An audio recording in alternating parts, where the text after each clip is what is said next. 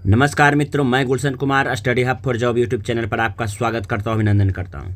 आज के इस वीडियो में हम दोस्तों बीपीएससी टीआरई 4 के लेटेस्ट न्यूज़ पर चर्चा करेंगे। आपके पास अभी दो लेटेस्ट न्यूज़ है। पहला, ई ऑप्शन का जुड़ना और दूसरा पीटी और मेंस एग्जाम का होना। चलिए दोस्तों, बारी बारी से इस पर हम चर्चा करते हैं। पहला है ई ऑप्शन का जुड़ना।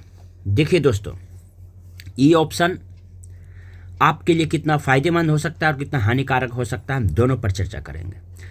सबसे पहले देखते हैं ई ऑप्शन है क्या। ई ऑप्शन में दोस्तों लिखा रहेगा नो अटेम्प्ट, यानी आपने यदि उस प्रश्न को बनाने में कोई प्रयास नहीं किया है तो आप ई ऑप्शन को चुन सकते हैं।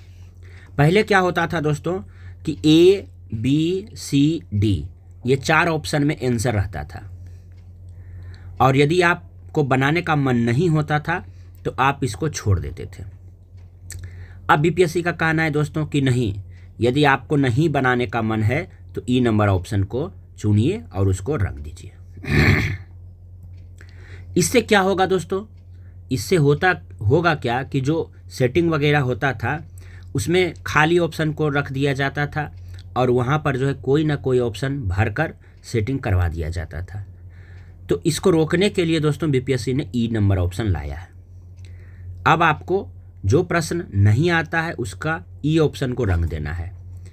अब क्या होगा कि सभी यानी 150 प्रश्न है तो 150 का 150 जो है ओएमआर सीट पूरा भरा हुआ रहेगा, चाहे वो ऑप्शन ए हो, बी हो, सी हो, डी हो और ई हो। नहीं करने पर दोस्तों क्या होगा, यदि आप ई ऑप्शन नहीं भरते हैं दोस्तों तो आपका जो है निगेटिव हो जाएगा। कितना निगेटिव होगा तो ये बीपीएससी तय करेगा। 1/3 भी हो सकता है, 1/4 भी हो सकता है दोस्तों। जैसे कि आप 50 क्वेश्चन में 40 क्वेश्चन बनाए, सही या गलत वो अलग बात है। यदि आप 30 सही और 10 गलत बनाए तो 30 नंबर आपको आ गया। चूँकि टीआरई 4 में निगेटिव मार्किंग नहीं है तो यहाँ भी नहीं रहेगा दोस्तों। बहुत सारे लोग कन्फ्यूजन में है कि निगेटिव लागू हो गया। नहीं, निगेटिव मार्किंग नहीं लागू हुआ है। निगेटिव मार्किंग देखिए है किस तरह से लागू। तो 50 में 40 आप बनाए और 10 नहीं बनाए और इस 10 क्वेश्चन को जो नहीं बनाए और उसको रंगे भी नहीं आप, यानी ई ऑप्शन टच नहीं किए, तो यानी आप -10 में पहुंच गए। अब उसके अनुसार यदि 1/3 रहा तो लगभग 3×3 = 9, 3 मार्क्स आपका 30 में 3 घट जाएगा दोस्तों, 27 हो जाएगा। यदि आप ई ऑप्शन टच कर दिए तो फिर कोई दिक्कत नहीं है, 30 का 30 मार्क्स आपको मिलेगा दोस्तों। बस यही अंतर है। तो आपके लिए एक तरह से फ़ायदेमंद है। नुकसान कहाँ है दोस्तों, ये जो 10 क्वेश्चन का ई नंबर ऑप्शन जो रंगने में समय लगेगा वो समय आपका नुकसानदेह है। यानी आपको 5 से 10 मिनट समझ लीजिए कि समय कम मिल रहा है। अब देखते हैं दोस्तों दूसरा, पीटी प्लस मेंस। लगातार जो धांधली हो रहा है उसको रोकने के लिए जो है बीपीएससी ने प्रस्ताव भेजा है शिक्षा विभाग को। शिक्षा विभाग को प्रस्ताव भेजा है कि टीआरई 4 का एग्ज़ाम जो होगा, क्योंकि उसमें बहुत ज़्यादा विद्यार्थी रहेंगे, तो उसे हम 2 चरण में लेंगे। पहला पीटी और दूसरा मेंस, प्रीलिमिनरी टेस्ट और दूसरा मेन टेस्ट। इसमें क्या होगा दोस्तों, कुछ लोगों को लग रहा होगा कि मेंस सब्जेक्टिव होगा। नहीं, सब्जेक्टिव नहीं होगा, ऑब्जेक्टिव ही होगा। होगा क्या कि पीटी में पहले एक बार एग्ज़ाम दे के आप टीचर बन रहे थे। अब क्या होगा कि एक बार तो आपको 150 मार्क्स का एग्ज़ाम देना ही होगा, दूसरा बार भी 150 मार्क्स का एग्ज़ाम देना होगा। अब आप सोच रहे होंगे कि हार्ड हो गया।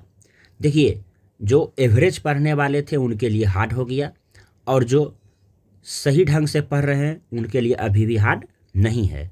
आपको जितना मॉडर्न हिस्ट्री पीटी के लिए पढ़ना था उतना ही मॉडर्न हिस्ट्री आपको मेंस के लिए पढ़ना है। ये बीपीएससी अपने सुविधा के लिए कर रही है, पारदर्शिता बनाए रखने के लिए। जैसे पीटी जो है राज्य के अलग अलग शहरों में आयोजित की जाती है। अब वहाँ से यदि आप किसी तरह से धांधली करके पीटी पास हो गए, तो क्या होगा दोस्तों, अब जो मेंस एग्ज़ाम है, मेंस एग्ज़ाम दोस्तों पटना में आयोजित किया जाएगा। तो यदि वैसे विद्यार्थी वहाँ तक पहुँच गए हैं तो पटना में जो है सारा सेंटर रहेगा, तो वहाँ से बीपीएससी को कंट्रोल करने में आसानी होगी, तो मेंस में वो बच्चे फंस जाएंगे, ऐसा बीपीएससी का मानना है। बाकी होगा क्या दोस्तों, वो तो आप जान ही रहे हैं, या समय बताएगा। हो सकता है इसमें बीपीएससी पास हो जाए, यानी लगे कि हाँ हम सही कर रहे हैं। देखिए ये तो समय समय की बात है, लेकिन आपको ध्यान देना है अब कि आपके पास 2 एग्ज़ाम है शिक्षक बनने के लिए, पीटी प्लस मेंस। जो लोग पहले कहते थे कि टीचर बनना बहुत आसान है, तो ऐसा नहीं है दोस्तों। देखिए टीचर बनने के लिए अब कितना एग्ज़ाम देना होगा। सबसे पहले तो आप डीएलएड या बीएड करने के लिए एंट्रेंस टेस्ट देते हैं, एक एग्ज़ाम तो दोस्तों यही हो गया। फिर आप जो है जब बीएड करते हैं या डीएलएड करते हैं तो उसका पार्ट 1 पहला साल का एग्ज़ाम देते हैं। फिर जो है दोस्तों पार्ट 2 एग्ज़ाम देते हैं।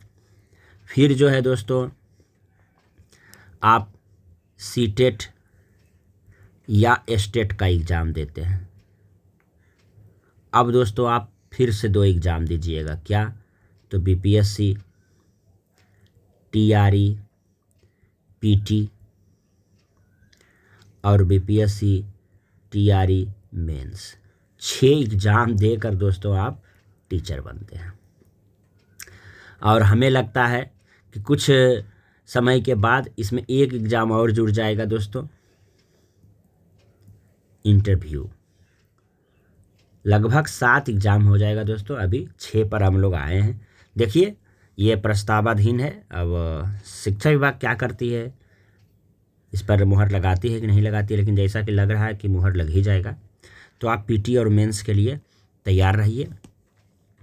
बस एज ए टीचर मैं आपको एक ही बात बताऊंगा कि आप सिर्फ अपना जो है स्टडी पर फोकस करें, स्टडी पर फोकस करें।